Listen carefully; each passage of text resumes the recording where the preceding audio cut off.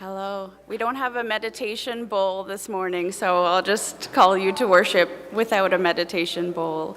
It's too bad we don't have that lovely sound. Good morning, everyone. Congratulations on setting your clocks and making it here at the right time. Latecomers will be welcome as well. I'm sure we'll have a few. I know it feels like 9:30 for our bodies, so yeah. Take the time you need to get settled in. Welcome to our Sunday worship at First Unitarian Congregation of Ottawa. My name's Chris, and I'm pleased to be your worship associate this morning. Whether you're taking part in this worship celebration from your home or wherever else you may be, whatever time you may log on down the road, you are welcome here. We acknowledge that our FirstU campus is located on traditional, unsurrendered, and unceded Algonquin Anishinaabe territory. And the work of reconciliation is a responsibility of our congregation and of all Canadians. Our goal is to educate ourselves and all who have the capacity to understand, to be of service to those who are at risk, and to advocate for justice. Please take care and take advantage of online opportunities at FirstU to stay in touch during this protracted pandemic. If you're new to FirstU and would like to learn more about us, please contact us through our email at welcome@firstunitarianottawa.ca. Following our service, please join us for our hospitality hour, now taking place in person. Yay! And now here's Amy from our board with some announcements.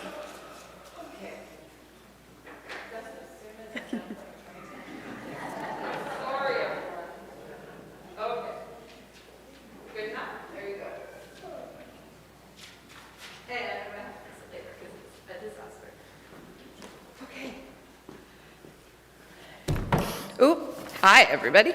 So, let's see, what do we got? Okay, so the first thing is our special meeting for the congregation is taking place on March 27th, which is like 2 Mondays from now, so 3 Mondays from now. So not this week, not next week, but the week after.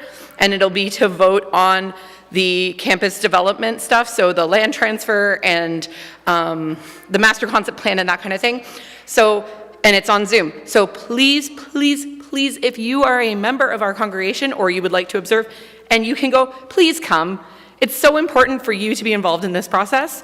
So the meeting will be at 7 and the voting will be at, the scrutineering, like to be signed in by the scrutineers will start at 6:30. So please, if you are available, please come. We need you to be part of this process. And it says, materials related to the meeting will be sent out to FirstU members tomorrow, so you'll get information in your email. The next announcement has to do with Canoodle, which is, for those who don't know, is the youth conference that's associated with the CUC-ACM, which is taking place during the Victoria Day long weekend in May. And FirstU is hosting it this year. So there'll be the adult conference, which will be taking place, I believe, at Algonquin, and then there'll be the youth conference will be taking place in the church here. So we need volunteers to help us do that. There's like food people, there's overnight people, all of that needs to be put in place for this to happen. So Lisa Sharp is overseeing that, and we're looking for 2 positions right now, people to help with overnight and meals, like I just said.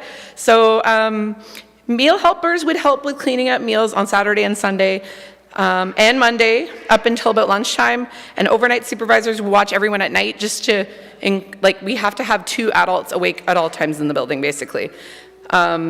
So you could do either a midnight to 4 a.m. shift or a 4 a.m. to 8 a.m. shift.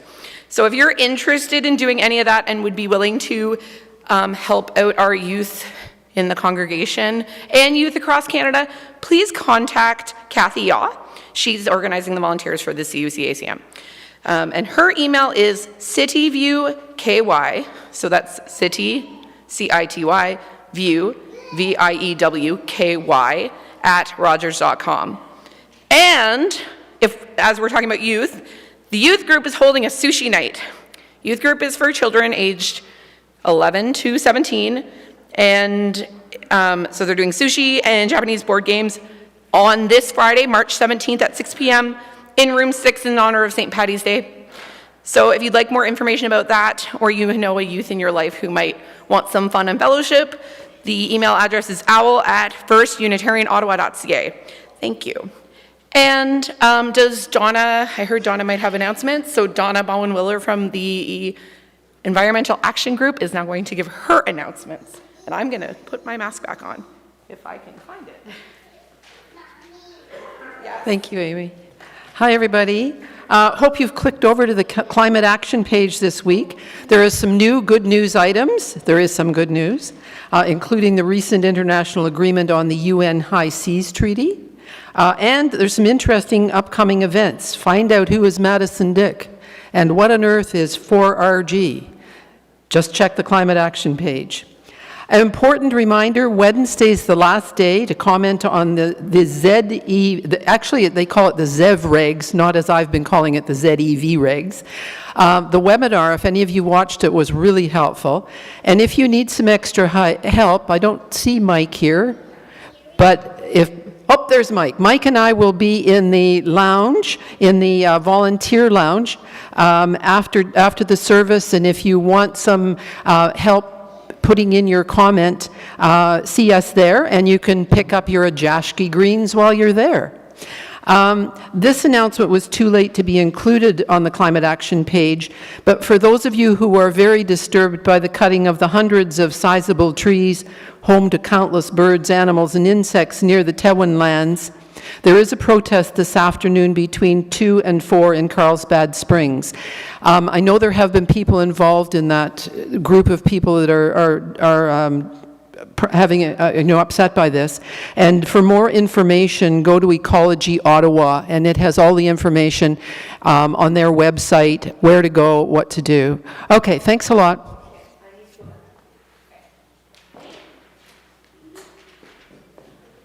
Okay. Oh, look. No.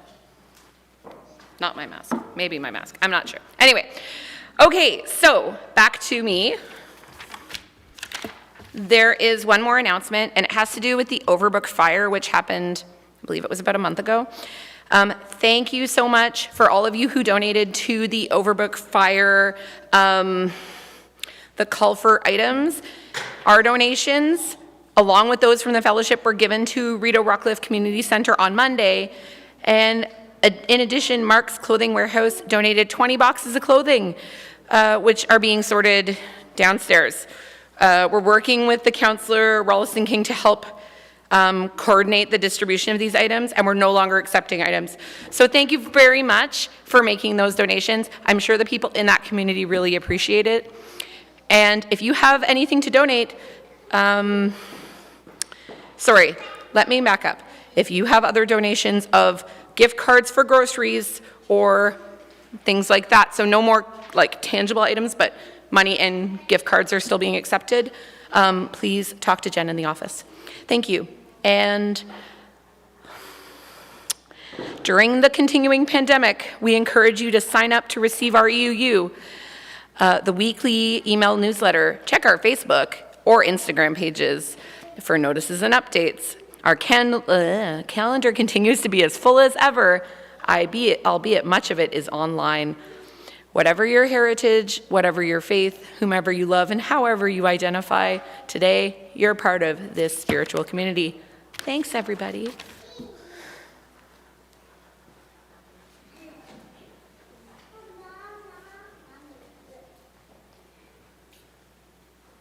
It's okay, they can play with them. A dinosaur.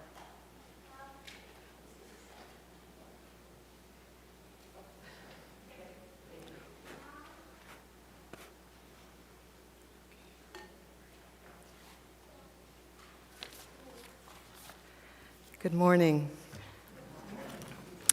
I'm the Reverend Linda Goonewardene, and I am happy to be one of your affiliated community ministers. Our chalice lighting is a prayer, the P word, and it's a feminist prayer by Meg Bowman. She wrote it in 1984, so you'll kind of get a sense of the times it was written in. Our Mother, who art in heaven, sister shall be thy name. Our washing's done, our kitchen's clean, on earth, and it isn't heaven. Give us this day equality, and forgive our shortcomings, as we try to forgive those who have shortchanged us. And lead us not into home economics, but deliver us into politics. For there is the power and the glory and the money forever. Ah, women. And now our opening song. I invite you to rise as you are able and sing, I left my glasses away, number 8, Mother Spirit, Father Spirit. Oh, and the choir's going to lead us. Excellent.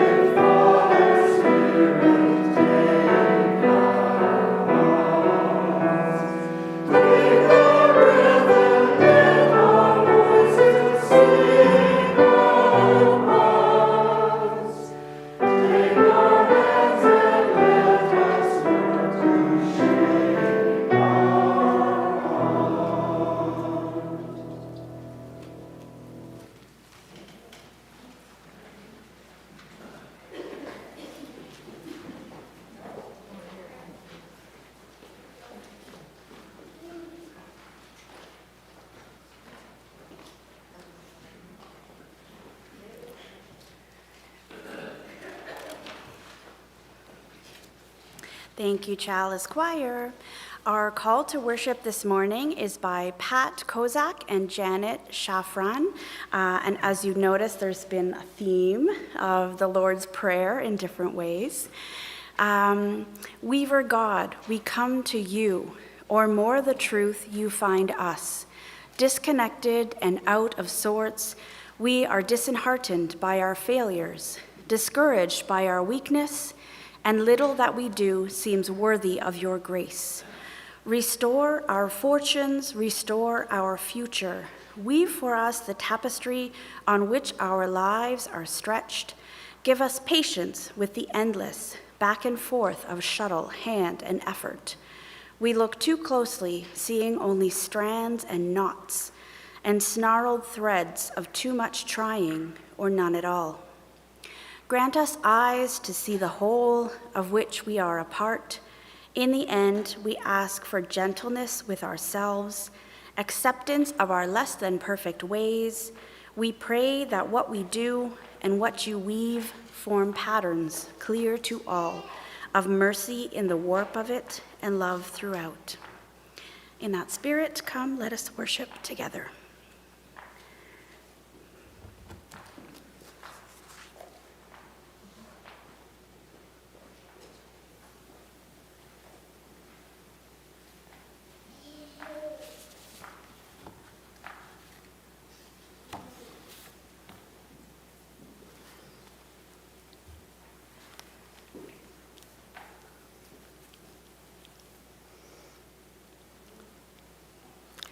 Now is the time for joys and sorrows.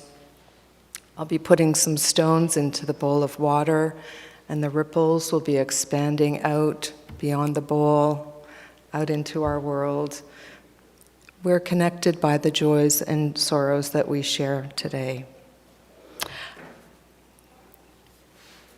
The first stone is a joy, and it's a stone of congratulations to Elsa, who is a member of our congregation. She was presented with the Robert G. Henley Award for her work in World War II, where she was intercepting German Morse code messages and sending them to code breakers in Bletchley Park in Britain.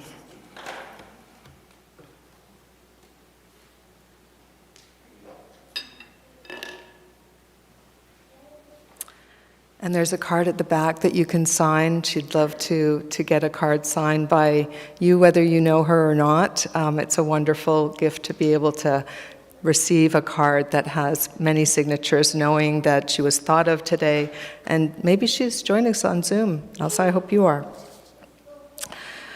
There's also a sorrow today. Sadly, Matilda Samuel's sister Mandy has died, and I put a stone in the water for Mandy and Matilda.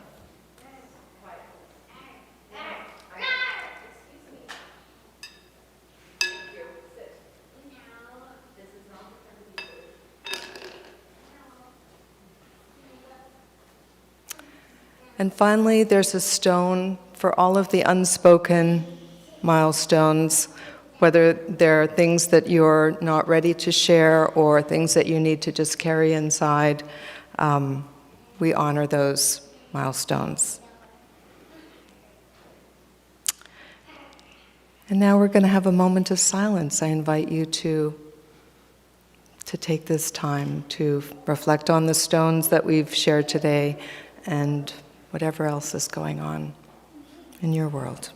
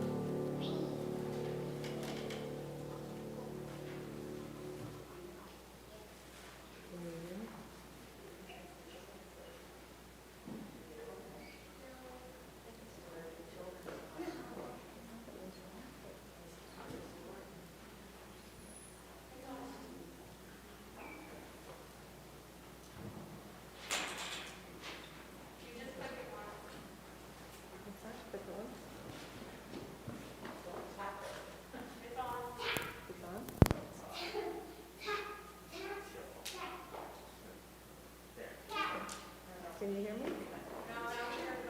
No, it's on. It's green. It's green. You actually have to put me down. Okay, Julia? For the non... Now can you hear me?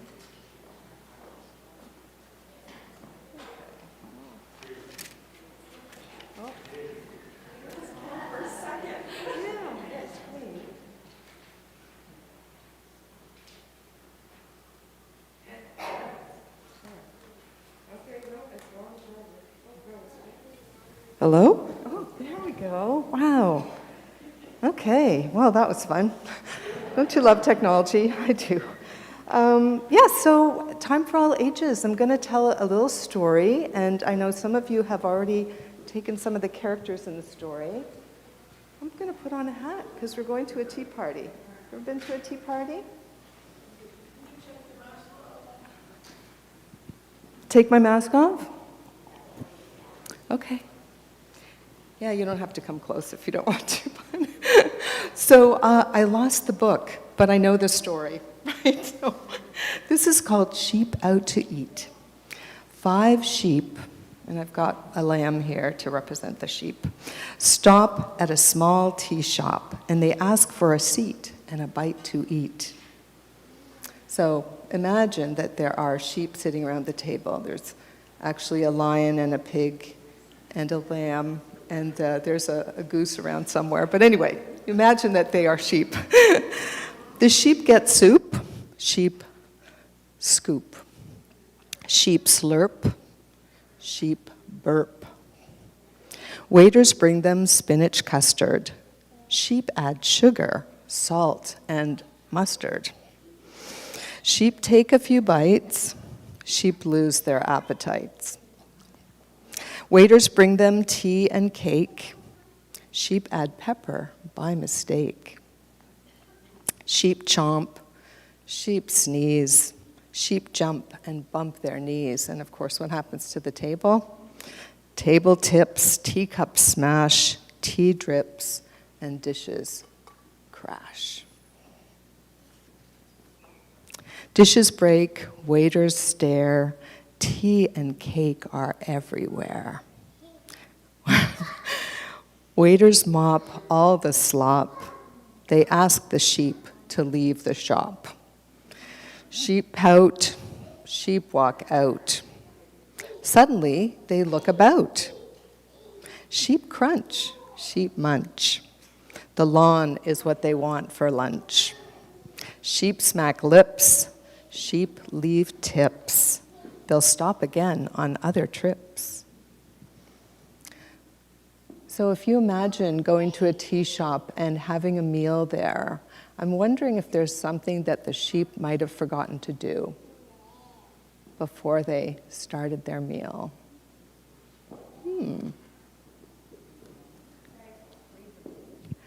Read the menu, yes. Good guess. Say grace, thank you, because that's a theme today, prayer. I'm not sure it would have made their meal any better, but it's a thought, right, that counts.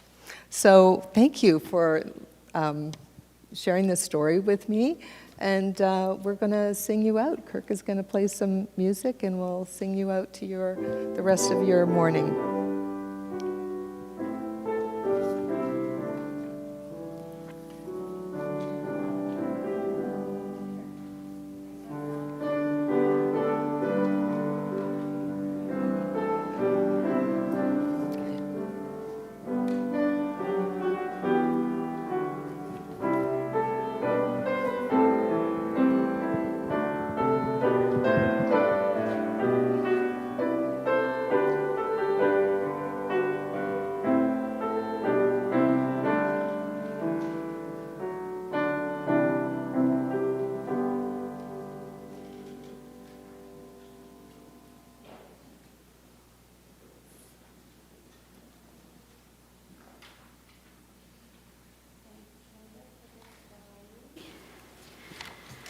So our next version of the Lord's Prayer has been translated from Aramaic by Neil Douglas Klotz. O birther, father, mother of the cosmos, focus your light within us, make it useful. Create your reign of unity now, your one desire then acts with ours. As in all light, so in all forms. Grant what we need each day in bread and insight. Loose the cords of mistakes binding us as we release the strands we hold of others' guilt. Don't let surface things delude us, but free us from what holds us back. From you is born all-ruling will, the power and life to do. The song that beautifies all, from age to age it renews. Truly, power to these statements, may they be the ground from which all my actions grow. Amen.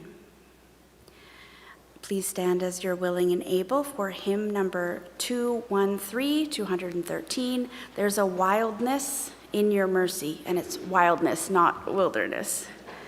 Thanks, and the choir will lead us. Great.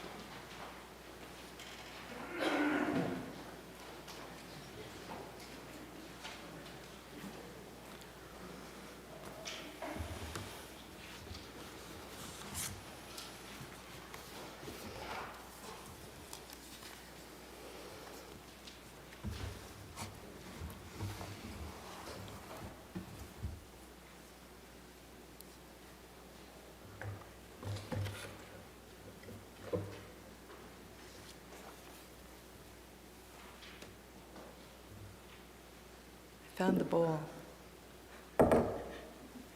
Chris, I found the bowl. It's not the right one. Okay. Prayer. What is it good for? If you're of a certain age, you have heard the song War. It goes like this. War. What is it good for? Absolutely nothing. Say it again, right? As a pacifist, I certainly agree with these lyrics, and they could apply to many things. There was a time in my life when prayers were a regular routine. My mother shared her German bedtime prayer as I was growing up. I went to the United Church of Canada as a child, where I prayed and sang that Jesus loves me, this I know, for the Bible tells me so. In school, we recited the Lord's Prayer to start each day, followed by God Save the Queen. For that time in my life, prayer fit into days and nights, and praying made sense. Later, prayer stopped making sense. It was good for nothing. Things changed when I was an adolescent. My family stopped going to church, and I had two unpleasant experiences that really turned me away from Christian prayer. First, there was the moment I stopped believing in God the Father. It was in the yellow kitchen of my parents' home. I was 13 years old, and my father was talking about someone he had recently encountered. He used the N-word to describe this person. He spat the word derisively. I was stunned. Here was the same person who, after being rejected for his brown Eurasian skin, made a point to tell me never to call anyone names because of the color of their skin. On a regular basis, I forgave him for major and minor sins throughout my childhood. At 13, I had reached my point of enough. I could no longer respect him. In losing my faith in my earthly father, I also lost faith in a heavenly Father. God the Father became sullied by the actions and hypocrisy of my dad. I became and continued through my adolescence and young adulthood as an atheist/agnostic, wavering between outright disbelief in and yet open to the possibility of God or something for which I had no words. The second incident happened with a high school friend who invited me to her CYC meeting. As Christian youth crusaders, we spent some time in fun activities. And then came time to pray out loud. I had no idea of what to do or say as I listened to the prayers of the other teens. I realized I could not do this. Yet I wanted to please my new friend. The pressure built, and when it was my turn, I ran out of the room and the building in tears. Well, that felt like a huge failure. And I avoided prayer for years. Prayer did not fit into my life and no longer made sense to me. Prayer is a place of vulnerability for me. As a Unitarian Universalist, I am comfortable with the many ways we do not pray. Opening words, chalice lighting, meditation, reflection, blessing, benediction, closing words. We're real good at not praying. Yet, as an ordained minister, there is an expectation that I can lead prayer. Brene Brown, in one of her TED Talks, mentions that discussing our failures is both a place of vulnerability and a place of courage. We need to be brave enough to talk about failures, she says, because they can lead to paths of surviving, of transforming, and/or success. The Lord's Prayer became a way for me to examine how prayer can feel like a burden. The Roaches, in their song Merciful God, describe prayer as the yoke upon the neck of the disciple. Let us examine this yoke. The Lord's Prayer is attributed to Jesus teaching people how to pray in the New Testament book of Matthew, chapter 6, verses 9 through 13. As a prayer, it reveals much about notions of the sacred in defining a divine presence and explicating personal and communal ways of interacting. There are themes of compassion, equality, and forgiveness. The arresting quality and the structure of this prayer has inspired many variations and rewrites. Just to remind you of the King James Version, it goes like this: Our Father, which art in heaven, hallowed be thy name. Thy kingdom come. Thy will be done on earth as it is in heaven. Give us this day our daily bread, and forgive us our debts as we forgive our debtors. And lead us not into temptation, but deliver us from evil. For thine is the kingdom, and the power, and the glory, forever. Amen. During my non-praying life, I came across versions of the Lord's Prayer which intrigued me, and I began to collect them. Some people find changing the words of songs or literature pollutes its original intent and could be seen as a desecration of an artist's work. Yet I find that changes and adaptations of the Lord's Prayer speak to its internal wisdom, and ultimately, they have helped me to see. They have helped me to see for what prayer might be good. Living as we do in a predominantly monotheistic Christian society, prayer is traditionally understood as a religious conversation with a Judeo-Christian God. Yet, as Unitarian Universalists, we support spiritual growth and a free and responsible search for truth and meaning. Beginning with the opening prayer, Our Father, my collection reveals a multitude of images of the divine: Father, Mother, Lover, Earth Mother, Star Maker, Weaver, Father Mother, Birther, Eternal Spirit, Earth Maker, Pain Bearer, Life Giver. Understanding the divine from various perspectives or by a variety of names expands divinity in many directions. One of my seminary professors, Dr. David Su, told his life story of growing up in unified and then divided Korea. He talked about the pain of war, the agony of persecution, and how his faith sustained him. This included his explanation of how he saw God. Dr. Su revealed that as a child, God looked like the blue-eyed missionary who taught him to read. As he grew, God took on masculine characteristics and was an all-powerful, saving God. Then the war changed, blurred, and destroyed the existence of God for him. Dr. Seuss stated that he found God again as he tried to understand suffering, and he read novelists like Camus and Sartre. His sense of God changed to a subversive one: God as liberator. This was the same God about whom his own father had preached during communist rule. In seminary, God became rainbow-colored when he studied Black theology. Then God was feminized for Dr. Su. God as mother, as lover, as sister, when he discovered feminist theology. And then most recently, as he learned about globalization, he sees God's face as those who are deeply oppressed. In South Korea, they are the young women working for a pittance whose lives are enormously diminished by global economics.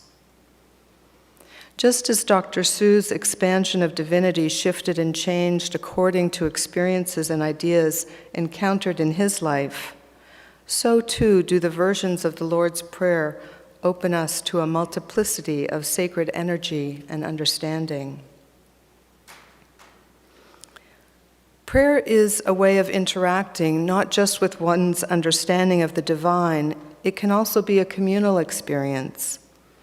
I rediscovered the Lord's Prayer when I began attending Al-Anon meetings in New Jersey. Every meeting ended with it, and it was comforting to me to be with an old friend in a new setting, with other people trying to make sense of alcoholism in a loved one. For people involved with the 12-step world, they have expanded God to a higher power and suggest to attendees that this can include God or other notions of maybe nature, the universe, or the room, the people in the room.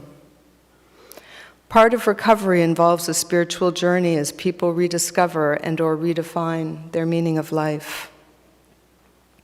Reciting the Lord's Prayer in a 12-step meeting is a form of spiritual practice, as the same words are repeated at the same time in each meeting, with the awareness that it can mean different things to different people. The regularity of when and how the prayer is shared unifies the group. During the meeting, we are listening to the individual experiences of each member as they address the way the program supports their recovery from unhealthy thoughts and behaviors.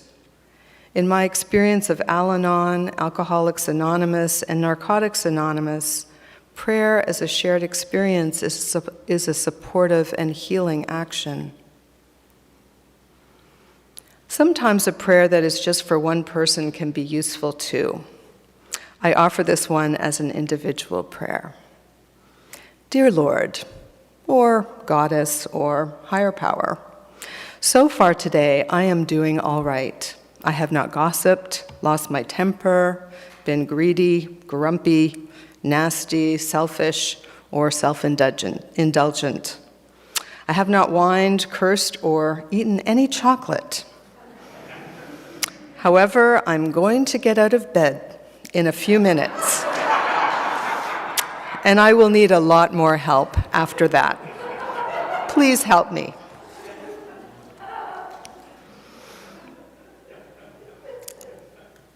When we examine the central part of the Lord's Prayer, we find it focuses on practical, daily, and personal needs and actions.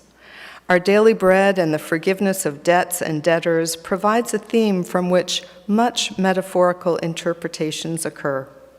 My collection of prayers enters into various spaces such as the kitchen, school, earth, both rural and urban, and the universe. There is a variety of activity, housekeeping, politics, academics, weaving, releasing, forgiving, and being patient.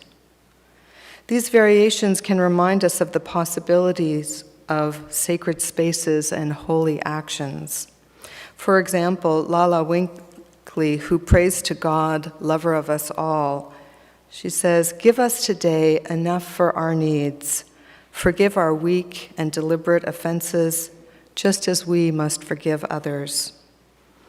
Or Starhawk, whose prayer to Earth Mother, Star Mother, says, "You are the grain and the loaf that sustains us each day, and you are patient with our struggles to learn, so we shall be patient with ourselves and with each other." Egalitarianism is revealed in the ways we are guided to treat others as we want to be treated. Ultimately, these 10 prayers brought me back to the possibility of prayer.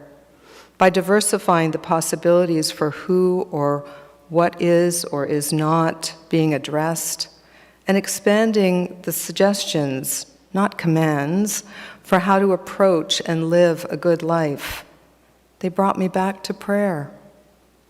Prayer can be good for collective action, whether it is celebrating a cycle of life event, acknowledging an injustice, or participating in a single or multi-faith worship, among many possibilities. It can also be good for individual spiritual practice, as needed, not demanded. As an ordained minister, I am still uncomfortable with praying spontaneously, yet give me time to do a little worship, a little research, and I'll find a wonderful prayer to fit the occasion that was written by someone else. I don't write prayers. As Jeanette Winterson wrote, "I know now, after 50 years, that the finding, losing, forgetting, remembering, and leaving, returning, never stops. The whole of life is about another chance, and while we are alive till the very end, there is always another chance." My personal and professional growth has included this dance or lack of dancing with prayer. Sometimes it is good for nothing. Sometimes it is good. Thanks for listening to my history with prayer. I imagine your histories might have something in common with mine and also things which are completely different. I look forward to hearing your prayer histories. Namaste, blessed be, all woman.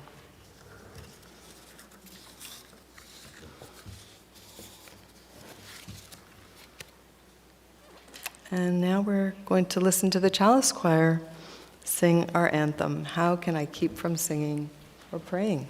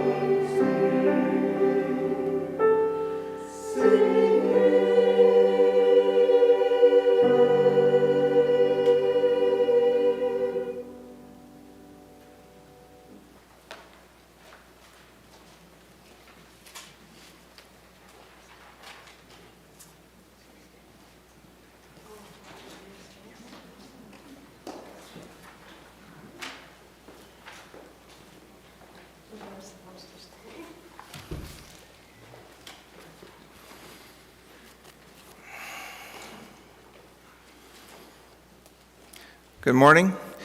My name is Phil Nagy, and I'm here from the Renewal Task Force to announce the opening of the Renewal Big Red Button. There it is. It's on the website. You can also find it in the EUU, but it's not a red button. It's a simple announcement, a couple of items below the clock reminding you to be here for daylight saving time. If you click on the button or go through the EUU, you'll find 3 possible branches. The first branch is a survey intended for everyone, whether you're new or old, everyone. It asks about participation and volunteering, what barriers you face in becoming more involved, and whether you are able to donate more time to our community. Please take the survey, even if you have no wish to get more involved. We need a baseline for our planning. The second branch under the red button is for those committee or team chairs who need more help. This is your chance to post a job ad. The success of this whole renewal thing depends on you. If you don't ask for help, it just won't happen. Please outline your needs and submit the form. The task force will take out identifying information for electronic safety and post the ads for you. And the ads will be in the third button, the third branch. That's where the ads are going to be. There are those who want to donate their time can peruse the ads and indicate their interest. The task force will put you and the team or committee chair in touch. You can take it from there. There are already several ads on that third section. This is going to take all of us. Thanks for your attention.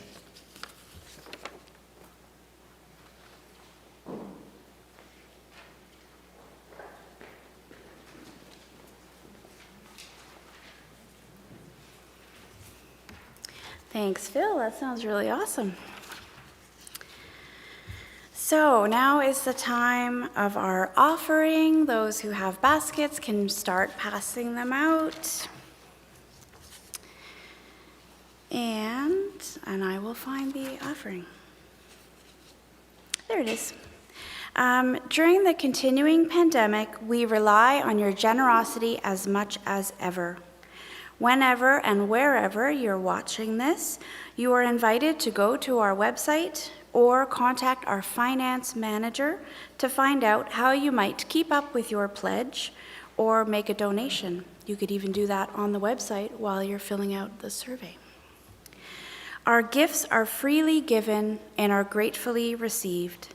We dedicate these gifts to the work of this community of faith, serving human wholeness, caring for the planet, upholding religious freedom, welcoming the stranger, and loving one another.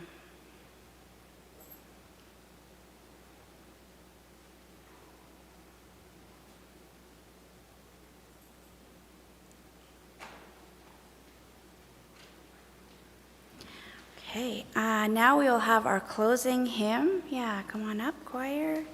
It'll be number 352 in the gray hymnal, Find a Stillness.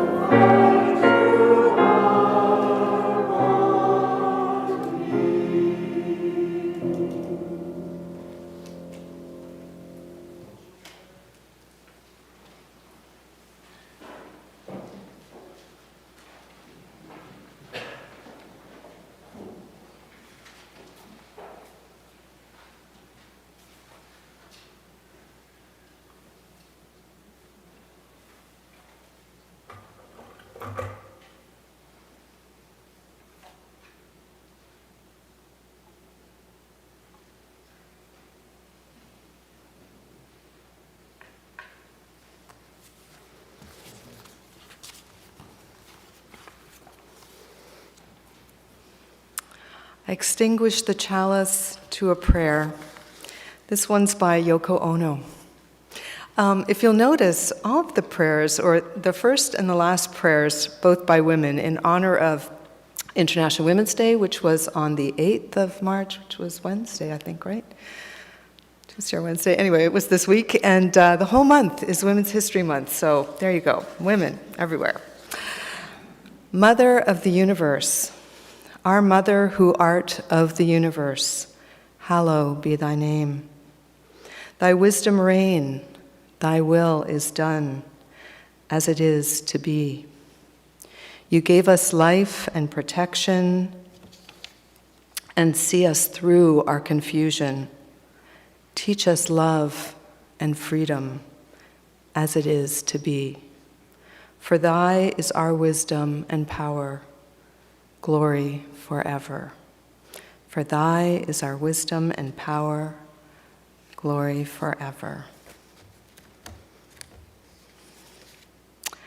And my benediction is the shortest prayer that I know, and it's by Meister Eckhart. And Meister Eckhart said, if there's only one prayer you ever say, it's thank you. So thank you. I want to thank Chris, I want to thank Kirk and Julia for helping make today possible. And I want to thank all of you who are present in the pews and all of you out in Zoom land. Thank you. Thank you for joining us. Usually I'm making soup while I'm attending the service, so I know all about being in Zoom land.